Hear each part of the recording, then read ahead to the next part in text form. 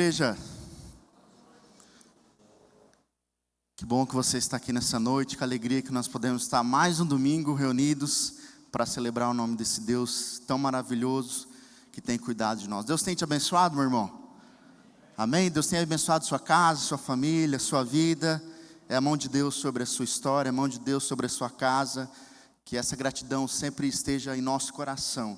Não por nós, Senhor, mas sim por tudo que Ele tem feito nas nossas vidas. Eu não sei se você consegue enxergar isso, mas cada detalhe na sua história, no teu passado, diante das lutas que você já passou, Deus te trouxe até aqui e você está aqui nessa noite. E nessa noite Deus quer falar ao teu coração, continuar falando ao teu coração, por isso esteja atento, esqueça um pouquinho das coisas que estão lá fora, o celular, esqueça um pouquinho do momento agora que nós vamos estar refletindo sobre a palavra dele.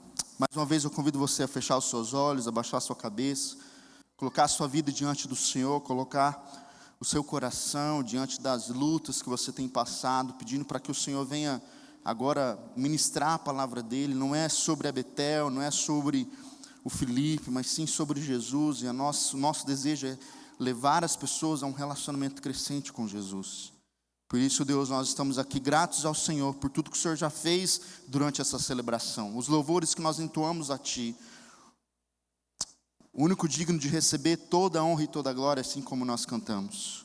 Por isso, Deus, acalma o nosso coração neste momento, para que possamos agora ler a Tua palavra, refletir nela, Deus, e ao sairmos daqui, Deus, sermos praticantes dessa palavra. Mude o nosso coração, transforme as nossas vidas, Deus, em nome de Jesus, amém. Amém. Irmãos, nós estamos aí no terceiro episódio da nossa série de mensagens, porque Ele vive. Nós tivemos esse mês aí onde nós comemoramos a Páscoa, mas mais do que a Páscoa, mais do que um momento em família, mais do que uma festa, mais que o ovo da Páscoa, o chocolate, nós também temos um momento onde nós relembramos a morte de Jesus, e nós já tivemos aqui a ceia esse mês, falamos bastante a respeito da morte e da ressurreição de Jesus. E hoje eu quero então continuar falando com os irmãos a respeito desse tema. Eu não sei se você já assistiu essa série. Alguém já assistiu a série Olhos que Condenam, da Netflix? É uma série história real, eu e a Poli já assistimos. É uma série que nós indicamos bastante, muito forte, onde mostra a história real daqueles 5 meninos no Central Park, em Nova York, onde eles foram acusados, há muitos anos atrás, de um estupro. E ali, então, nesse crime grave, eles foram pressionados e foram julgados e condenados. Eles passaram muitos e muitos anos presos. Mas aqui tem um ponto. Eles não tinham cometido aquele crime. E por serem negros, até essa foto dá para perceber ali, mesmo assim eles foram chamados de culpados, foram tratados como culpados, e em 2002, se eu não me engano, o homem que cometeu realmente o crime na praça, ele se entregou e comprovaram ali no DNA que tinha sido ele que tinha cometido aquele crime. Mas imagine você passar anos, e talvez você já ouviu alguma história assim. Recentemente, eu acho que essa semana saiu a notícia de um rapaz também, que ficou preso há alguns anos, e não tinha sido ele que tinha cometido o crime. Até porque a nossa justiça humana, colocar aqui do Brasil, é falha. E quando nós entramos nesse assunto sobre justiça, talvez você pensa, você tem na sua perspectiva, diante da sua cosmovisão de vida, você tem aquilo que é justo, aquilo que é injusto, aquilo que aquela pessoa merece, aquilo que ela não merece. A grande questão é que esses homens, eles eram inocentes, esses meninos, quando eles foram presos, eles eram meninos. Agora, deixa eu te mostrar algo muito mais profundo. Aqueles jovens, eles eram inocentes, porém, eu e você, nós não somos inocentes. E a Páscoa, ela mostra para nós a realidade de quem nós somos. Muito mais do que Jesus pregado na cruz, ela revela o meu e o seu coração. Até porque esse plano da salvação, esse plano da vinda de Jesus à terra, ao trazer a salvação da humanidade, é porque eu e você, nós estamos sem Jesus perdidos. Você compreende isso? Que sem Jesus você não é nada, sem Jesus você está perdido? Por isso, nós não estamos sendo acusados injustamente. Diferente daqueles meninos, a acusação diante dos nossos pecados, ela é real. Eu e você, nós pecamos, nós mentimos, nós julgamos as pessoas, nós pensamos mal das pessoas, nós alimentamos pensamentos impuros, nós somos orgulhosos, eu e você, nós somos egoístas, nós falhamos em amar a Deus sobre todas as coisas, acima de tudo, nós falhamos em amar o próximo como Deus nos ama. Esse é eu, esse é você. Por quê? Porque nós somos carnais, a nossa carne é pecaminosa. A partir do momento, a Bíblia vai dizer, assim como um só homem entrou o pecado, então, através de Adão entra o pecado e vem para destruir as nossas vidas. Romanos vai dizer isso, que por causa do pecado agora nós estamos separados da glória de Deus. Nós não alcançamos mais o padrão da glória de Deus, o pecado ele veio para destruir. Por isso que Romanos 3, capítulo 3, versículo 9 vai dizer, pois bem, devemos concluir que nós, judeus, Paulo escrevendo isso à igreja de Roma, somos melhores que os outros? Não, de maneira nenhuma, pois já mostramos que todos, judeus e gentios, estão sob o poder do pecado. Como afirmam as Escrituras, ninguém é justo, nenhum sequer, ninguém é sábio, ninguém busca Deus. Todos se desviaram, todos se tornaram inúteis, ninguém faz o bem, nenhum sequer. Talvez você, assim como eu, já olhou para uma consequência de alguém que falhou, que alguém que pecou, e você pensou, aquela pessoa merecia mesmo. Já pensou isso? Ela merecia isso. Por exemplo, a pessoa que dirige embriagada, ela bate o carro, o que você pensa? Merecia, né? Ela sabe que não podia fazer isso. A pessoa que comete um erro contra você e depois dá uma consequência, você pensa, olha o que ela fez para mim, ela merecia isso. Agora deixa eu te dizer uma coisa, se a gente fosse olhar para o nosso coração, nós merecemos muita coisa ruim, gente. Porque Paulo agora ele traz essa realidade, quem somos nós? Nós somos melhores que os outros e nós pensamos não, porque nós estamos aqui domingo após domingo, porque eu dou o meu dízimo, porque eu leio a Bíblia, porque eu oro, eu sou melhor. E Paulo diz muito certo isso, ninguém é justo, nenhum sequer. A sua natureza, a minha natureza é pecaminosa. Nós já nascemos no pecado. Por isso que Paulo vai dizer mais uma vez, pois todos pecaram. Não é um grupo sequer, não é somente aqueles que estão fora da igreja, não é somente aqueles que não foram criados na igreja, não é somente a prostituta, não é somente o alcoólatra, não é somente o drogado, não é somente o político. Todos nós estamos separados da glória de Deus, diante da nossa justiça, diante do nosso coração. Nós não alcançamos isso. Agora, diferente daqueles meninos, dos olhos que condenam, diferente deles, agora nós olhamos para nós e nós estamos condenados. Nós estamos. Você olhar para a pessoa do seu lado, você vai pensar, não, essa pessoa está condenada. Mas você também, se você olhar para dentro de si, você vai ver que você está condenado.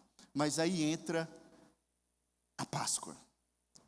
E é muito interessante porque no Antigo Testamento, e nós como cristãos, não vou dizer que nós não poderíamos comemorar, porque a Bíblia não diz respeito disso, mas a Páscoa em si, ela é uma festa judaica. Se você for ler no Antigo Testamento, o povo judeu, eles comemoravam e comemoram a Páscoa diante do momento onde eles foram tirados do Egito, foram libertos da escravidão. Eu e você, nós não fomos tirados do Egito, porém, eu e você, nós somos libertos do nosso pecado. Amém? Você foi liberto do pecado? Esse é o ato de Jesus e é sobre isso que nós vamos falar, porque Ele vive, eu e você, nós não somos condenados, amém? Porque Jesus vive, porque Ele morreu, porque Ele ressuscitou, não há nenhuma acusação contra mim e contra você. Por nós, não, pelo aquilo que Ele fez por nós. E essa é a grande verdade do Evangelho, aqui está, posso dizer assim, aqui explode a graça, explode o Evangelho, é o ápice. Por quê? Porque nós não éramos inocentes. Aqueles meninos, eles eram inocentes, eles foram condenados. Eu e você, nós não somos inocentes e nós não somos condenados. Aqui está a grande verdade da graça, nós somos culpados, mas através do ato de Jesus nós somos declarados justos. Através daquilo que Jesus fez. Irmãos, o início ao fim, a salvação não é mérito nosso. Do início ao fim. Desde o início, a qual você pisou dentro de uma igreja, ou um dia que Deus falou com você, ou um dia que você orou, ou um dia que aconteceu alguma coisa, não foi mérito seu. Eles foram declarados justos porque eles não eram culpados, mas nós somos declarados justos mesmo sendo culpados. E exatamente aqui entra uma das histórias mais lindas, pelo menos para mim, onde Jesus tem um encontro com a mulher adúltera. O Evangelho de João vai mostrar essa história, onde havia uma mulher, onde ela era realmente culpada. Jesus, ele tem esse encontro com aquela mulher onde ela tinha cometido um pecado. E o texto vai dizer o seguinte, que Jesus voltou ao Monte das Oliveiras, mas na manhã seguinte, bem cedo, estava outra vez no templo. Logo se reuniu uma multidão e ele sentou e a ensinou.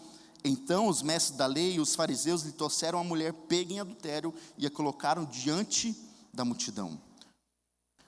Diferente da história dos jovens, onde eles não foram pegos no crime, no ato, essa mulher, ela foi pega no ato, foi pega em flagrante.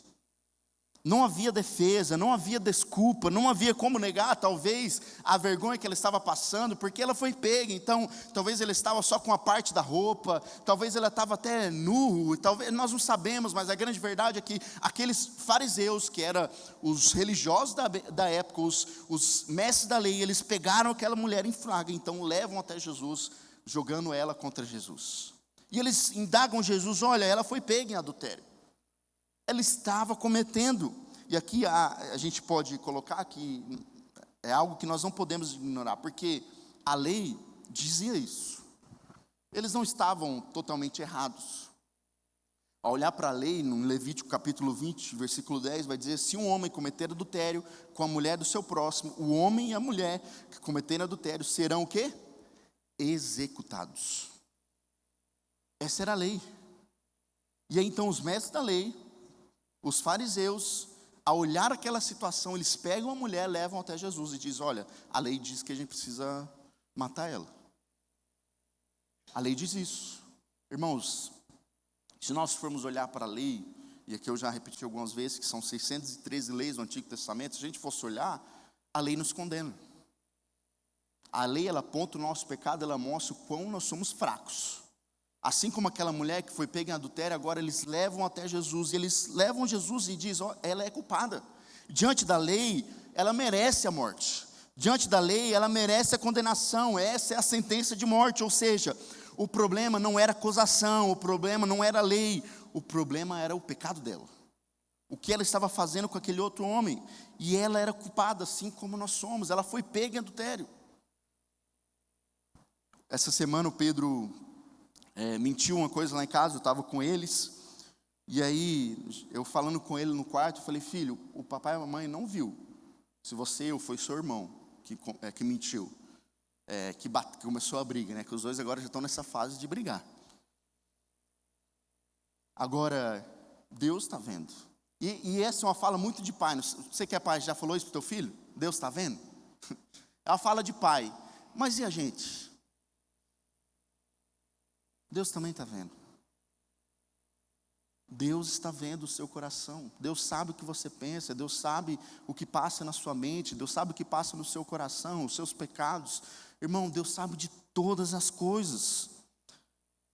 Outra coisa, a gente vai ver que essa multidão, então, ela está pronta para atacar aquela mulher, para condenar.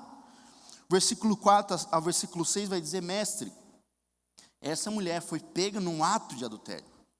Disseram eles a Jesus, a lei de Moisés ordena que ela seja apedrejada. O que o Senhor diz? Eles jogam ela contra Jesus, a lei contra Jesus. Procuravam apanhá-lo numa armadilha. Então o desejo deles não era matar aquela mulher, era jogar contra Jesus, ao fazê-lo dizer que pudesse usar contra ele. Jesus, porém, apenas se inclinou e começou a escrever com o dedo na terra.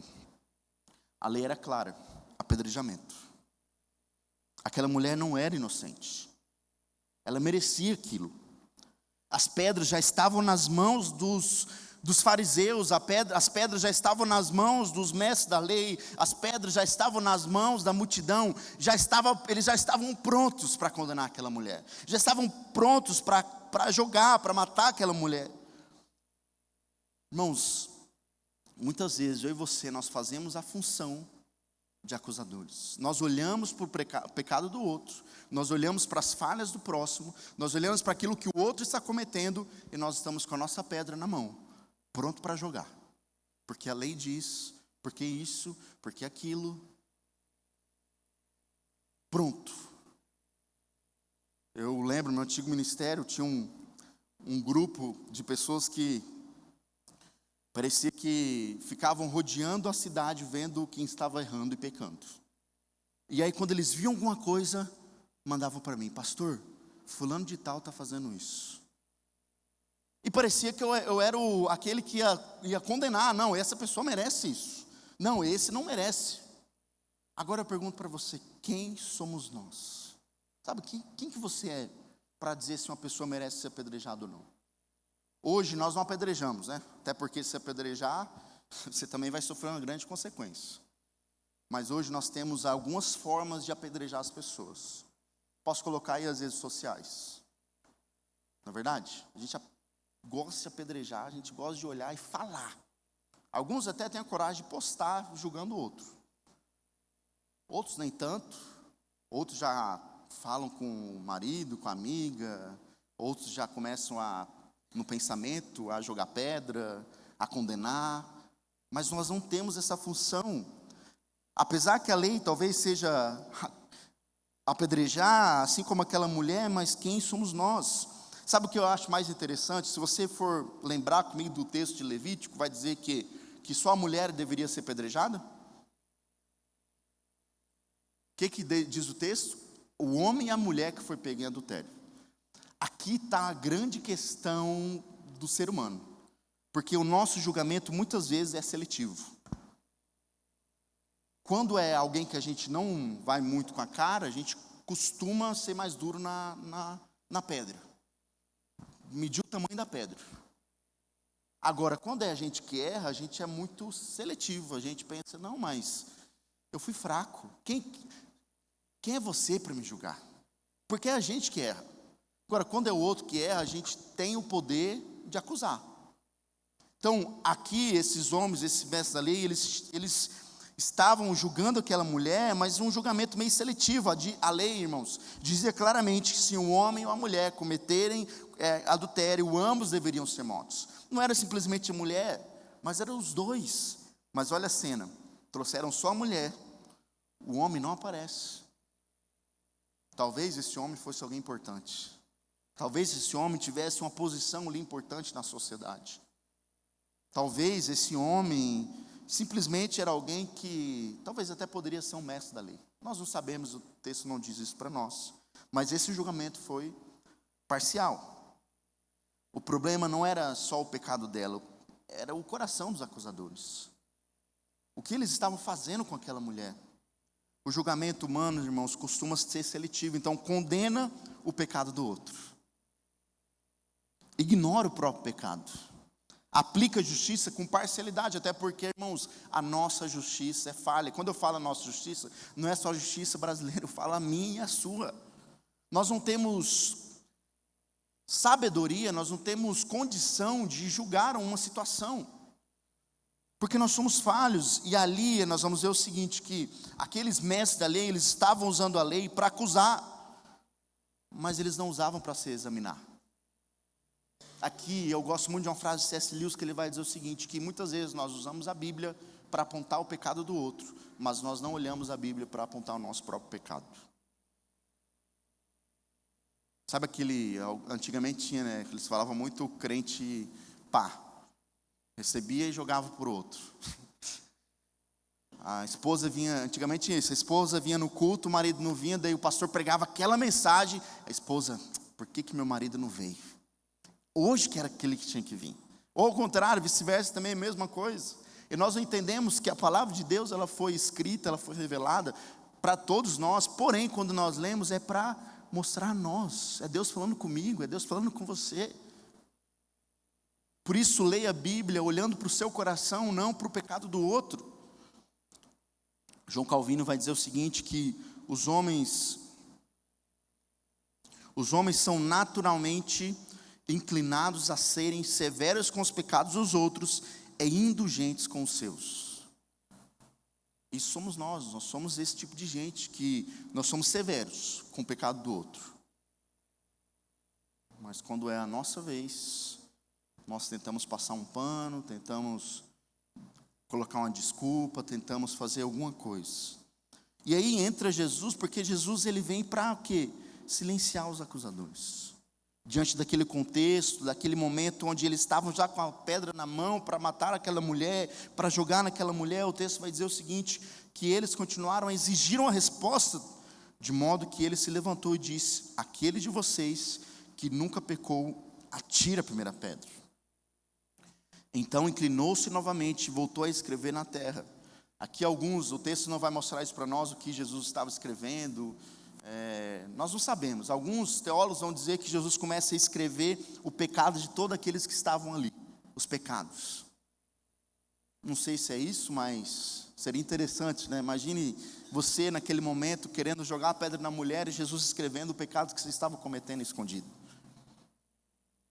Mas é nesse momento que Jesus então se levanta e diz: aquele que não tem pecado, que atire a primeira pedra.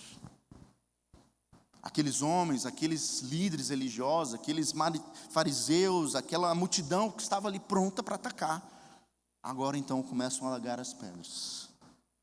Por quê? Todos nós somos pecadores. Jesus então, ele silencia, ele olha, vê aqueles homens, aquelas pessoas indo embora. A cena, irmãos, é uma cena tensa. A mulher está sendo culpada, uma multidão com pedras, acusações sendo levantadas, a lei sendo usada como arma, tudo apontava para a condenação dela. Mas Jesus, com seu amor, com a sua graça e misericórdia, fez algo inesperado. Jesus, ele não discute com os fariseus. Jesus, ele não vai para cima dos fariseus, daquela multidão. Jesus, ele não joga pedra naquela multidão, mas ele expõe o coração deles.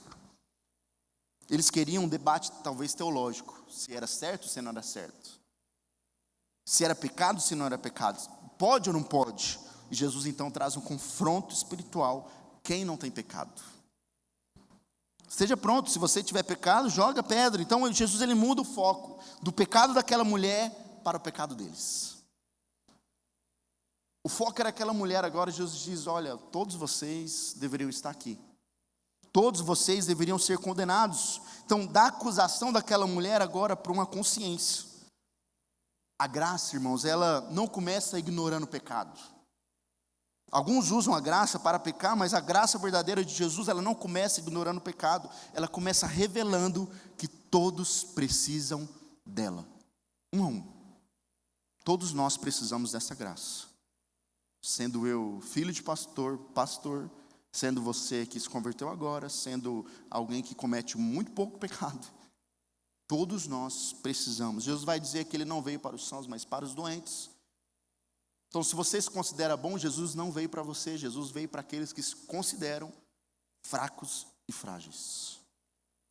O Sermão da Montanha, Mateus capítulo 5, Jesus vai dizer: bem-aventurados os pobres de espírito. Bem-aventurado aqueles que sabem que não são nada, bem-aventurado aqueles que são pobres do coração. A lei que eles usavam agora, acusando eles, Jesus joga eles, Jesus ele reverte isso a eles. Por isso, o resultado: ninguém teve argumento, ninguém tem moral, ninguém pode continuar acusando. Diante, irmãos, da santidade de Deus, toda acusação humana perde força. O padrão nosso, hoje de manhã nós estávamos tendo o start, foi um momento muito legal, quando as pessoas estão chegando na nossa igreja, e nós estávamos inclusive falando um pouco em relação a isso. Que o nosso padrão não é o Felipe, o nosso padrão é Jesus. E quando nós olhamos para o padrão Jesus, agora a gente vai olhar: ninguém é capaz. Quem sou eu?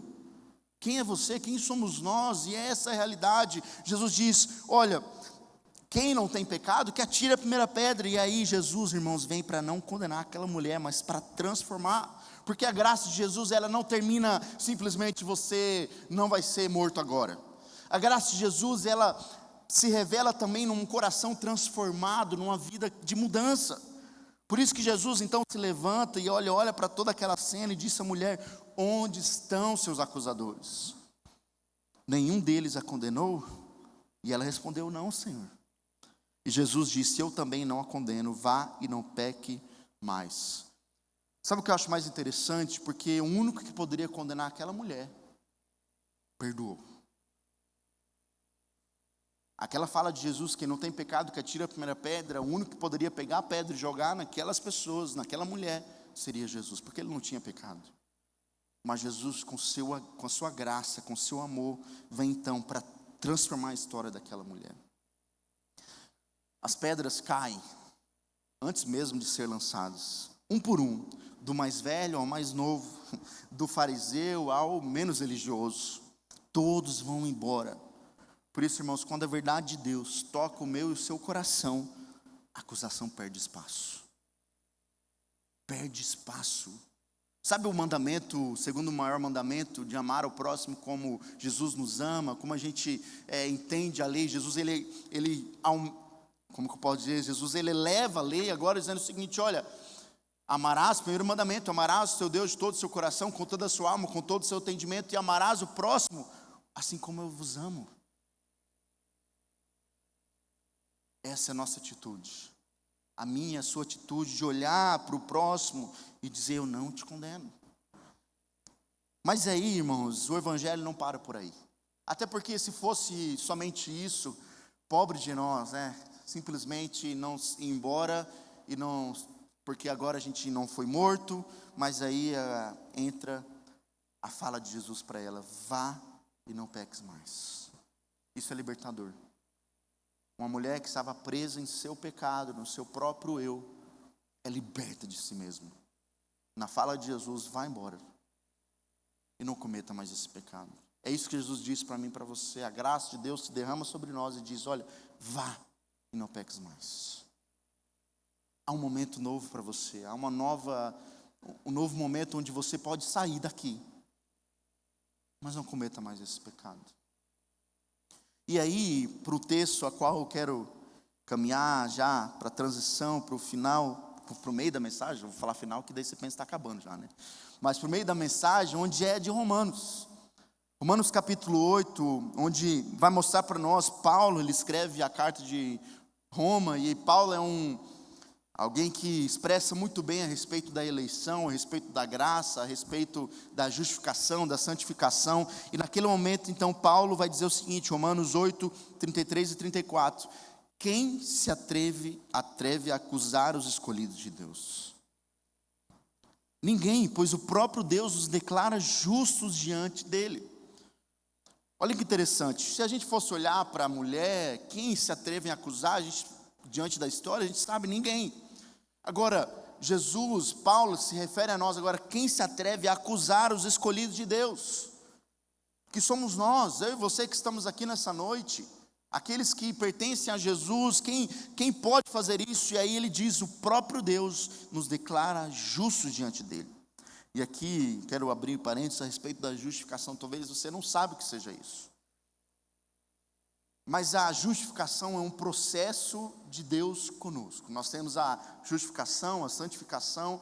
E é interessante porque a justificação, para os irmãos entenderem melhor, é o ato de Deus, não o ato meu e seu, mas o ato de Deus, declarar um pecador culpado como justo diante dele. Você sabe lá na história dos meninos que foram condenados? Diante do meu e do seu pecado, Jesus então declara, bate o martelo e diz, vocês são inocentes. Claro que isso para nós é algo assim bem estranho. Como pode eu, cheio de pecados, ser declarar justo? E aí não é sobre a gente se tornar perfeito, mas é sobre Deus te declarar justo por causa daquilo que Jesus fez. Romanos capítulo 5, versículo 1 vai dizer o seguinte, que nós somos justificados por mediante a fé, e nós temos paz com Deus. Mediante a fé em Jesus, não é aquilo que Jesus fez para conosco, nós somos justificados. Então, é Deus dizendo para você assim, você é justo. A partir do momento que você entrega a sua vida a Ele, aí é o processo da santificação, e o processo de santificação é literalmente um processo, é uma caminhada, é o dia após dia onde nós somos transformados à imagem de Deus. Agora, o processo da justificação é um ato de agora.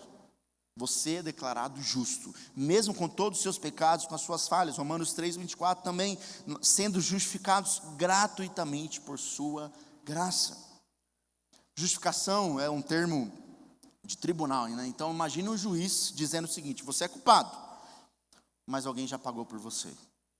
Alguém pagou a pena por você. Por isso eu te declaro justo. Então é isso. Você é culpado. eu sou culpado. Então o juiz diz, você está sendo culpado. Porém, alguém já pagou a sua conta. Alguém já ficou 5, 10 anos para você na prisão, alguém já pagou a dívida que você tinha, alguém já fez algo por você, que aí agora você é justo. Isso é justificação. E o que acontece nesse processo, né, nessa justificação? O seu pecado é colocado no próprio Jesus. Então essa substituição, onde eu e você nós somos pecadores, mas os nossos pecados, por isso Isaías 53 vai falar para nós o seguinte, o profeta Isaías, que pelos nossos pecados ele foi esmagado, pelas nossas iniquidades.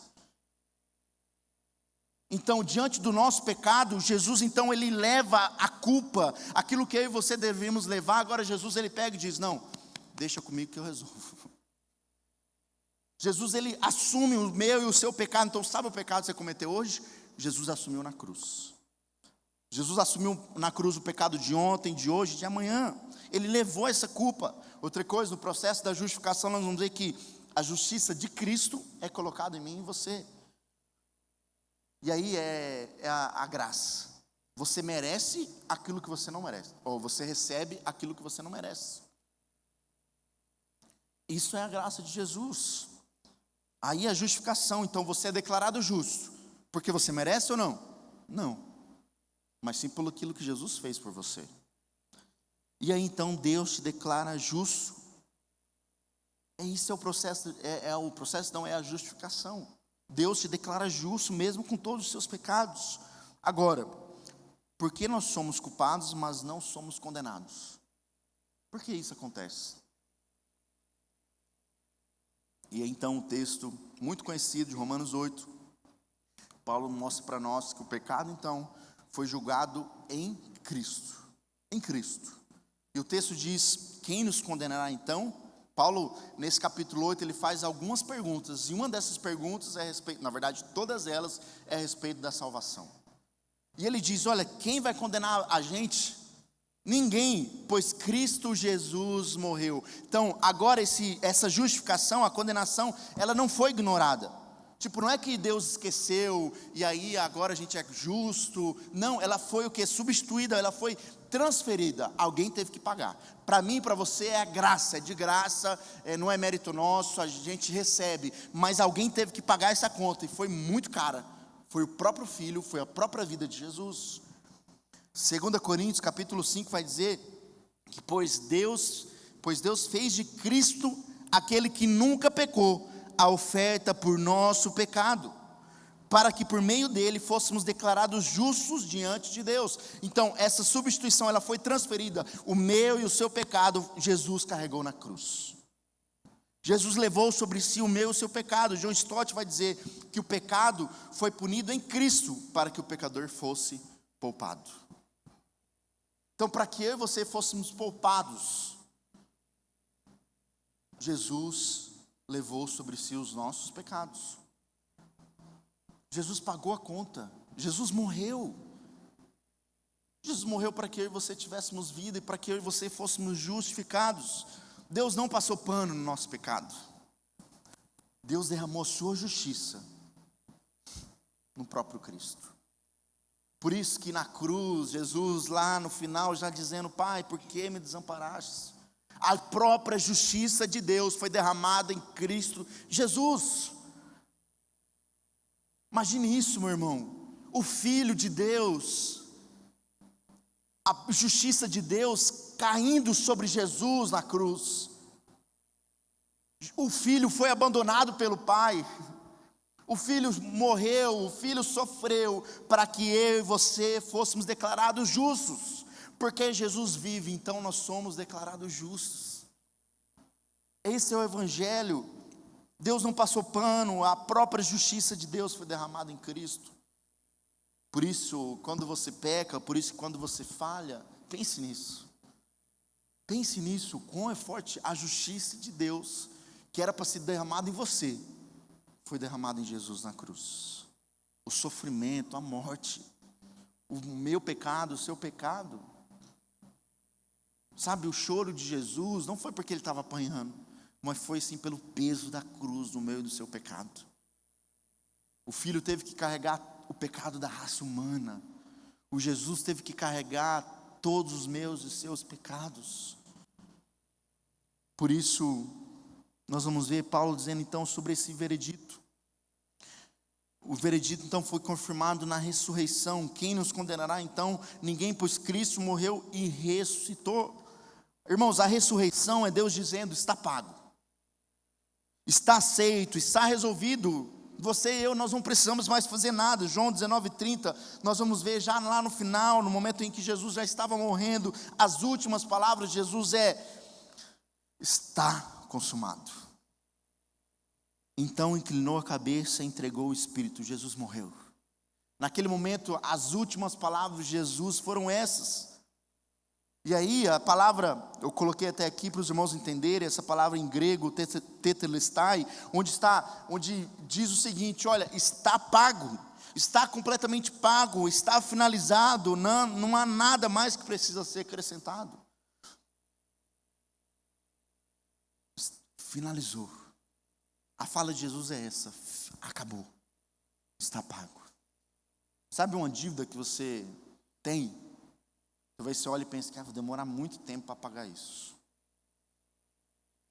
Quem fez, a minha esposa fez o FIES para estudar, né? Talvez vai ficar até para meus filhos pagar essa conta aí. E aí contas que a gente olha e pensa: meu Deus, vai levar a vida inteira, né? Quando você financia a sua casa lá, né? 50 anos para pagar a casa.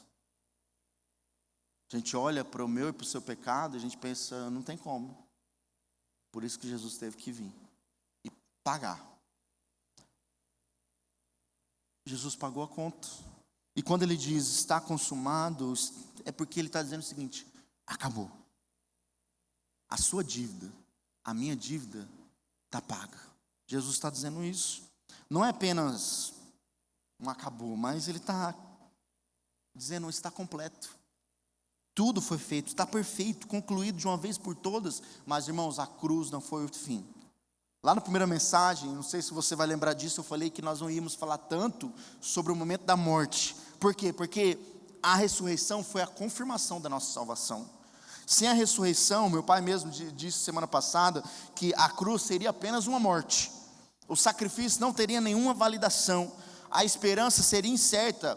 Por quê? Porque muitos homens importantes morreram e estão no túmulo. Não ressuscitaram, mas Jesus, ele teve que ressuscitar. Por isso que ele declarou: a obra está completa.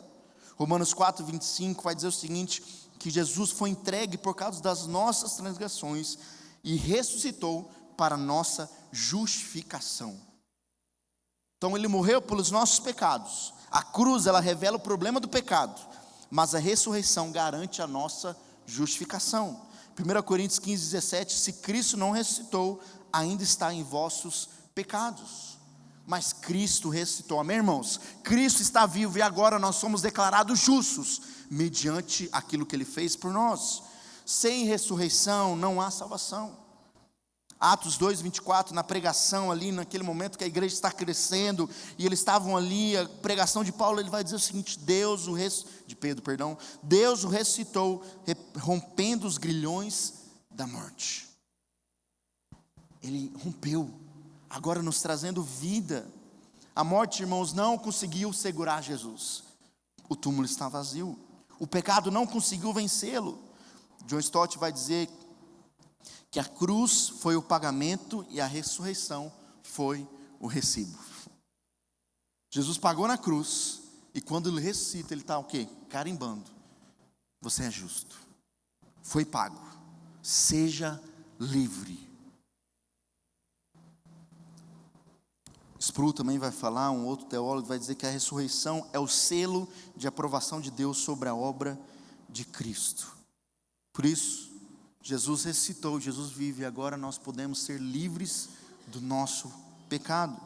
Terceira coisa que nós vamos ver, que porque nós não somos condenados, é que a nossa posição está garantida não em nós, mas no próprio Cristo. O texto continua dizendo: quem nos condenará então?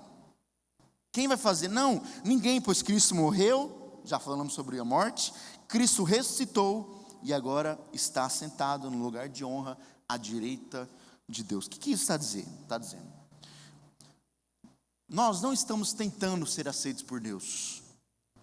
nós já estamos posicionados, nós já somos aceitos por Deus. Efésios capítulo 2 vai dizer o seguinte: pois Ele nos ressuscitou com Cristo e nos fez sentar com Ele nos domínios celestiais, porque agora estamos em Cristo Jesus. Por isso, irmãos, diante daquilo que Jesus fez, quando Paulo está dizendo isso, que Cristo está à direita de Deus, ele está afirmando a primeira coisa, que o julgamento foi concluído. Cristo não está mais sendo julgado, Cristo não está mais na cruz, Cristo não está mais no túmulo, Ele está reinando, amém? Cristo está reinando, por isso que o texto diz que Ele está à direita do Pai, porque Ele vive agora, Ele olha para nós, e outra coisa, o juiz, Ele está sendo juiz ao nosso favor.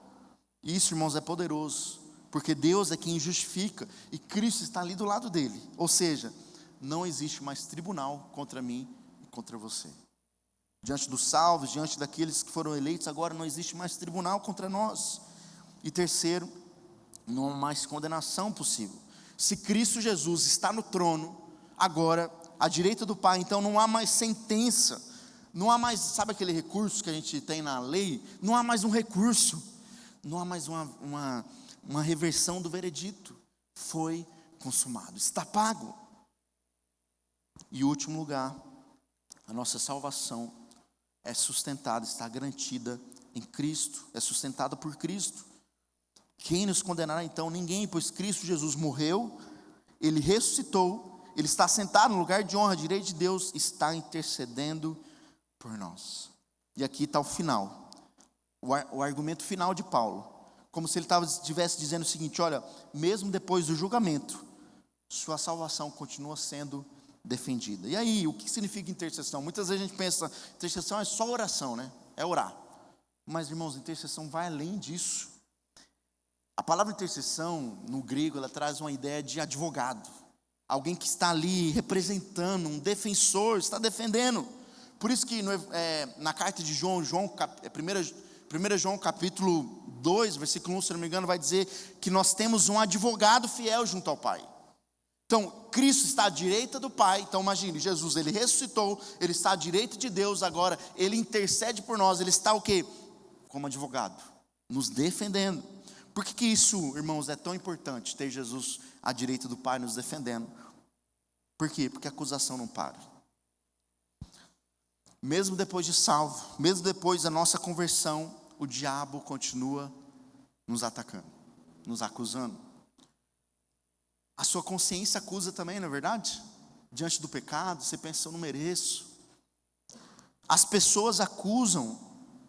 Então, essa acusação, ela continua. Por isso que é tão importante, Jesus está à direita, intercedendo por nós. E aí então, a defesa também não para. Hebreus 7:25 vai dizer que Jesus vive sempre para interceder por nós. Então, Jesus, Ele não intercede só quando você está bem, ou só porque você está na igreja. Não, Ele intercede especialmente quando você falha. Quando você peca, tem alguém, um advogado que está intercedendo por nós, irmãos. Então a sua salvação, ela não depende da sua constância, mas sim daquilo que Cristo fez e está fazendo por nós. E a sua salvação, a minha salvação não é frágil. Claro, se dependesse de mim, se dependesse de você, a gente cai. A gente falha, a gente desiste muitas vezes, a gente se perderia por conta disso. Mas, irmãos, depende de Cristo. Ele não falha, Ele não esquece, Ele não para. O teólogo Joe Owen vai falar que a intercessão de Cristo garante que nenhum dos seus se percam.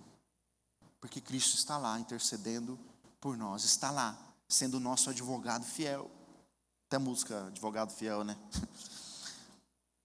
E aí então, porque Cristo Jesus aplica o que Ele conquistou. Então, por que Ele intercede? Porque isso é tão importante. Porque a cruz comprou, a ressurreição de Jesus, como eu disse, ela confirmou. E a intercessão então aplica diariamente isso.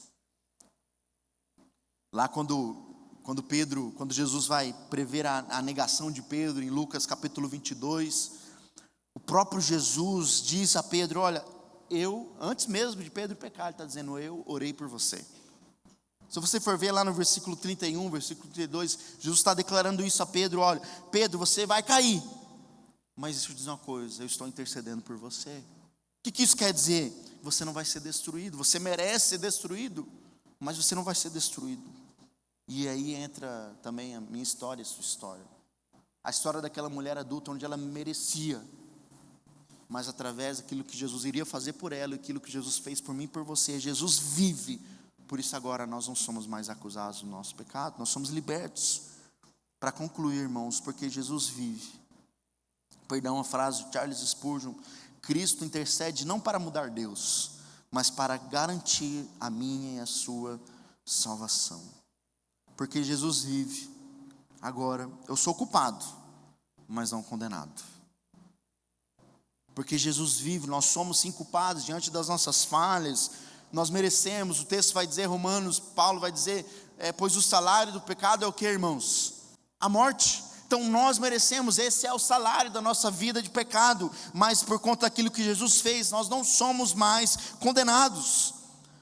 Porque Jesus vive, eu falho, você falha, mas a gente é perdoado, porque Ele vive. Porque Jesus vive, eu e você, nós merecíamos o juízo, mas nós recebemos a graça de Deus. Talvez hoje você seja como aquela mulher no Evangelho de João capítulo 8. Talvez há uma culpa, você leva algo nas suas costas, dizendo, meu Deus, Felipe, eu cometi um pecado. Eu estou assim, eu estou desse jeito, eu estou longe de Deus. Talvez há um medo no seu coração. Jesus hoje, Ele olha para você e diz, olha, eu não te condeno. Eu não te condeno. Vai, não peques mais. Vá. Jesus, Ele te declara justo. A morte de Jesus é isso. É o ponto do início da graça, da salvação, onde nós merecíamos a condenação, mas Ele declara justo. Mas também Jesus está dizendo para mim e para você, vá, não peques mais, viva uma nova vida. Sabe por quê? Quando eu e você nós compreendemos o amor de Deus, quando eu e você nós compreendemos a graça, é impossível continuarmos o mesmo. Jesus, Ele passa a transformar a minha e a sua vida. O Espírito de Deus, lá na minha primeira mensagem, eu falei sobre o Espírito Santo. O Espírito de Deus começa a transformar a minha e a sua história. O momento onde você falha e você se arrepende, você pede perdão e Deus te perdoa, há uma conversão, e essa conversão é uma mudança de mente, é metanoia, é um novo pensamento, uma nova vida. Por isso que quando nós entregamos a nossa vida a Jesus, quando nós reconhecemos que Ele vive, a graça de Deus não é uma graça barata que agora a gente aceita e está tudo certo. Eu posso fazer o que eu quiser, e aí existe a teologia da liberdade, diz, não, você pode fazer o que você quiser, porque agora você foi salvo. A graça de Jesus, ela transforma. Meus irmãos, a palavra de Deus nos mostra isso, que agora nós somos transformados pela sua palavra. Aquilo que eu fazia eu não faço mais, a mentira, agora eu deixo para trás os meus pecados. Eu não estou dizendo que nós nunca mais vamos pecar, nós vamos falhar. Você vai falhar, você vai pecar, mas agora o Espírito Santo que habita em você não vai te condenar, mas vai te transformar. O seu casamento não vai ser o mesmo, porque se é bom não, porque você reconhece que você depende da graça, depende de Jesus, precisa de uma transformação. Você como pai, talvez você tenha falhado com a educação dos seus filhos, com os seus filhos, mas deixa eu dizer, Deus não te acusa. Deus, Ele está dizendo, olha, vá, não peques mais. Eu poderia te condenar, mas eu não te condeno. Talvez há igrejas que você já foi, que condenaram algo que você fez, você sentiu vergonha, você foi excluída, você foi afastada de algum lugar, de alguma posição, mas deixa eu te dizer uma coisa, Jesus olha para você e diz, olha, vá, eu não te condeno, mas não peques mais. Por quê? Porque quando eu e você, nós entendemos a graça, nós somos transformados por ela. Nós somos transformados. Esse amor nos constrange. Paulo vai dizer isso, que o amor de Deus me constrange, nos constrange, a ponto do que de eu não querer mais fazer o que eu estava fazendo. Sabe, irmãos, quando nós estamos aqui dentro, não é porque a gente é melhor. Talvez se você vai numa igreja porque você acha que você é melhor do que o outro, aquele que não vai, está errado. Sabe por que a gente deve vir na igreja? Porque aqui a gente vai encontrar um monte de gente falha, mas querendo ser transformada por Jesus. Por isso, o mesmo Jesus que não te condena é o mesmo que morreu para que você fosse livre. E aí, sabe o que é interessante? Paulo, ele continua dizendo o seguinte: o que nos separará do amor de Cristo? O que vai nos separar do amor de Cristo? Ele diz: serão aflições ou calamidades, perseguições ou fome, miséria, perigo, ameaças de morte? Como diz as Escrituras, por causa de ti enfrentamos a morte todos os dias. Somos como ovelhas levadas para o matadouro. Mas, apesar de tudo isso, apesar de todo o sofrimento, nós somos mais que vencedores. E aí tem gente que usa esse versículo, né, um contexto totalmente fora do contexto, dizendo: agora a gente pode vencer tudo na vida. Mas sabe o que Jesus está dizendo aqui? É que nós somos mais do que vencedores. Por quê? Por meio daquele que nos amou, entregou a vida por nós. Sabe o que isso quer dizer? É que eu e você, nós vencemos o pecado, amém? Nós vencemos o inimigo. Por quê? Por causa daquele que nos amou, que se entregou por nós. Nós somos mais do que vencedores, não é nessa vida, até porque Paulo vai dizer: olha, se nós tivéssemos fé, se nós vivêssemos para Cristo somente para essa vida, nós seríamos os mais inúteis. Mas nós vivemos por algo muito maior. O maior problema, eu falo isso aqui na igreja diversas vezes, o maior problema da humanidade é o pecado. Então, quando Jesus venceu a morte, quando Ele ressuscitou, Ele venceu aquilo, o maior problema da humanidade, para que eu e você fôssemos livres do pecado. O diabo te acusa, as pessoas te acusam, talvez as igrejas já te acusaram, mas eu estou aqui para dizer o seguinte: Jesus olha e diz: vá, eu não te condeno. Mas, como diz John MacArthur, ele vai falar o seguinte: que Deus nos ama tanto, Deus nos ama que nos aceita como nós somos, mas Ele nos ama tanto que Ele não quer que a gente fique assim, da forma que nós estamos. Deus quer te transformar, Deus quer mudar a sua história, Deus quer mudar o seu passado. As coisas ficaram para trás, Deus quer te dar uma nova vida, uma nova história para mim e para você. E Ele continua dizendo o seguinte: estou convencido de que nem a morte, nem a vida, nem anjos, nem demônios, nem o que existe hoje, nem o que virá no futuro. Então, irmãos, os demônios não têm poder sobre as nossas vidas. E Ele está dizendo isso. Hoje nem o que virá no futuro, nem poderes, nem a altura, nem profundidade, nada em toda a criação jamais poderá nos separar do amor de Deus, revelado que em Cristo Jesus, o nosso Salvador. Então nada pode, não é o que você faz que vai deixar Jesus te amar menos. Não, porque nada pode mudar o amor de Jesus por mim e por você. Nada pode mudar. Para refletir e praticar, primeiro, hoje é dia de parar de se esconder atrás da culpa e se render à verdade, de verdade a Cristo, porque Ele não te condena, mas te chama para uma nova vida. Por isso, se renda a Jesus, se entrega a Jesus, revela o seu pecado, sabe? Se entrega a Ele. Ele não vai te condenar, mas Ele quer transformar a sua vida, a sua história. Segundo, abandone o pecado que você tem tolerado. Sabe, a gente como crente antigo, a gente tolera o nosso pecado. A gente vai levando o nosso pecado de estimação. Não deixe isso dominar a sua vida. Amém? Não deixe isso, isso pode acabar com o teu casamento. O pecado é isso, o pecado destrói casamento, o pecado destrói vida espiritual, o pecado destrói relacionamento, o pecado vem para matar. Por isso não tolere esse pecado de estimação na sua vida. Quem foi alcançado pela graça não pode continuar vivendo como antes. E por último, você é livre. Não carregue mais o peso do pecado. Tira esse peso. Jesus já carregou para você o peso do pecado na cruz. Mas ande na identidade de quem foi perdoado e justificado por Deus. Você é filho. Filho amado de Deus. Você foi perdoado e justificado por meio de Jesus. E agora nós somos levados aí ao processo da santificação, onde nós somos cada dia mais transformados por Deus, regenerados por Deus.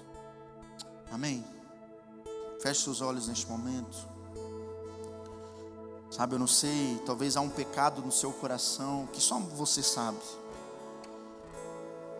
Talvez isso tenha atrapalhado a sua vida, o seu relacionamento com Deus. Talvez algo que você cometeu no passado, que ainda te condena, que ainda parece que você não consegue ir além, você não consegue caminhar, olhar para frente. Deixe isso para trás. Hoje Jesus olha para você e diz: olha, eu não te condeno.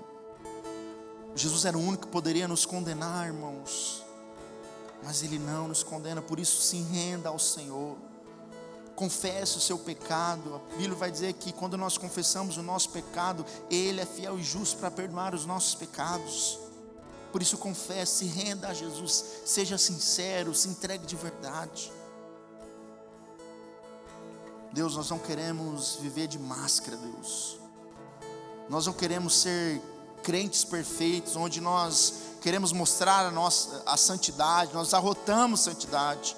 Mas Deus, nós não queremos ser como aqueles mestres da lei, que por fora era bonito, mas por dentro estavam sujos, Deus. Por isso, Deus, que haja uma transformação primeiro dentro do nosso coração. Deus, tira de nós todo o pecado, talvez o pecado da mentira, o pecado, Deus, da inveja, o pecado, Deus, do orgulho. Tira o pecado, Deus, de dentro de nós que tem atrapalhado a nossa relação com o próximo, a nossa relação com o Senhor. Limpa o nosso coração, Deus, e que a gente confie na sua obra, a obra que foi acabada por meio de Jesus. Assim como o Senhor diz, está consumado. Então, Deus, não tem mais aquilo que a gente possa fazer, porque o Senhor já fez por nós, o Senhor já pagou, a obra está completa. Agora basta a gente confiar nessa obra e viver para o Senhor. Por isso nos ajuda, Deus, a sermos dependentes de Ti, a ponto da gente entender que não é por nós, não é mérito nosso, mas sim a fé que nós temos em Ti, naquilo que o Senhor fez por nós, o Teu amor, a Tua graça que se derrama, Deus, em nós. Que agora os nossos olhos não sejam olhos que condenam, que os nossos olhos não sejam olhos que estejam olhando os pecados daqueles que são à nossa volta, Deus, mas que a gente seja alguém com a mão estendida a levantar o caído, a abraçar o pecador, a sentar na roda assim daquelas pessoas que estão imundas, sujas, mas sim buscar, Deus, ser o exemplo, assim como a Tua palavra diz, ser exemplo na maneira de falar, na maneira de agir, na nossa fé, na nossa pureza, Deus. Esse é o nosso desejo. Essa é a nossa oração, Deus. Nós oramos no nome que está acima de todo nome. Nós oramos, Deus, no nome que venceu a morte. Nós oramos no nome que ressuscitou e hoje está à direita do Pai intercedendo por nós, não para nos acusar, mas sim para nos defender. No nome de Jesus, amém. Amém. Se coloca de pé no seu lugar, nós vamos estar cantando, depois nós vamos orar. Aquele mestre escrevendo no chão, e os fariseus ali falaram que a lei de Moisés me condenava por erros, mas em uma pedra ele pegou pra mim a pedrejar.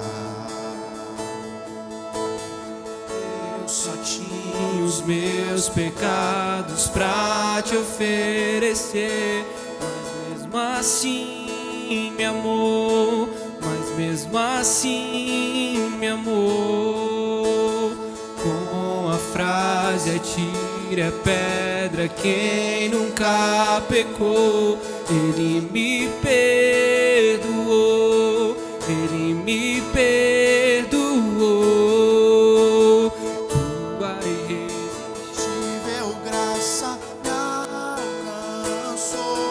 Quem é esse que era sem pecado e não me condenou? No lugar da morte, vida me ofertou. O Cordeiro que por mim se entregou e os meus pecados levou. Quem é esse que era sem pecado e não me condenou? No lugar da morte, vida me ofertou.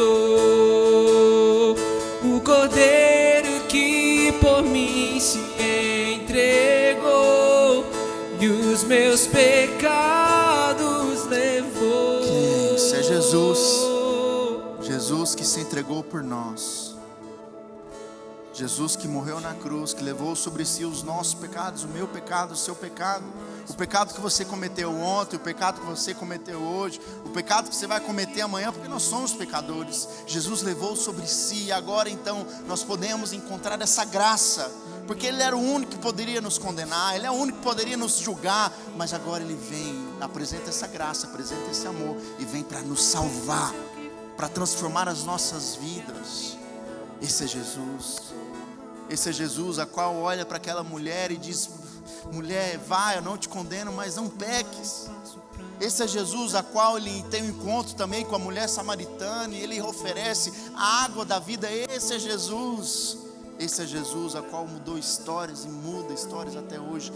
E Ele tem mudado a minha e a sua história, amém? Esse é Jesus, a qual nós confiamos, a qual nos declara justo, a qual nos declara agora nesse processo de santificação. Esse é Jesus que tem mudado a minha e a sua vida. Esse é Jesus. Deus, nós te agradecemos, Senhor. Te agradecemos porque nós não somos merecedores dessa graça. Nós não somos merecedores. O nosso lugar, a consequência daquilo que nós fazemos não é o céu. Mas Deus, diante do seu amor por nós, quem é esse? Diante daquilo que o Senhor fez por nós, agora nós podemos ser declarados justos. O seu sacrifício, o seu amor, a sua misericórdia que foi derramada sobre nós. Por isso, Deus, que os nossos olhos estejam em Ti. Deus, que agora esse amor por nós, que possamos refletir isso em graça e em verdade, que possamos refletir isso em transformação e obediência ao Senhor. Nos leve, Deus, em paz e segurança para os nossos lares, que a Tua mão poderosa esteja sobre a Tua igreja, e que essa verdade a qual nós aprendemos hoje seja vivida dia após dia, Deus, onde nós estivermos. Que não sejamos apenas ouvintes, mas praticantes dessa palavra. Que os nossos olhos não sejam olhos que condenam, mas que possamos ter a mão daqueles que estão caídos. Deus, que haja perdão, que haja reconciliação, que haja, Deus, a graça também do nosso coração a olhar para o outro. Que a gente seja Jesus, que a gente seja o Senhor aqui na terra. Por isso, Deus, esteja conosco, nos abençoando. Nós te agradecemos. Agradecemos pela Tua palavra, agradecemos por esse momento que nós tivemos aqui como igreja, de juntos reunidos aprender sobre o Senhor, de cantarmos juntos, de declarar que o Senhor é santo, de declarar que o Senhor está conosco, que agora nós podemos, Deus, sair daqui e entendemos que o Senhor não está somente aqui, mas onde nós estivermos, nós podemos ver a Tua mão poderosa sobre as nossas vidas, cuidando de nós, nos abençoando e nos sustentando, e nos leva em paz, esteja conosco, nos abençoando, Deus. Esteja com que o seu Santo Espírito esteja com a Tua igreja, Deus, nos guiando. Que a paz que excede todo entendimento esteja sobre nós. Mesmo diante das aflições, mesmo diante das lutas, que possamos encontrar a paz e a alegria em Ti. Essa é a nossa oração, em nome de Jesus. Amém. Amém. Que Deus abençoe a sua vida até domingo que vem. Não se esqueça que domingo que vem nós vamos estar encerrando a série. E aí então, dia 3 de maio, esse é um aviso, nem estava na lista de Padre. Dia 3 de maio, nós vamos ter o aniversário da igreja. Vai ser um momento muito especial aqui também. Eu convido você a estar presente. Deus abençoe, uma ótima semana.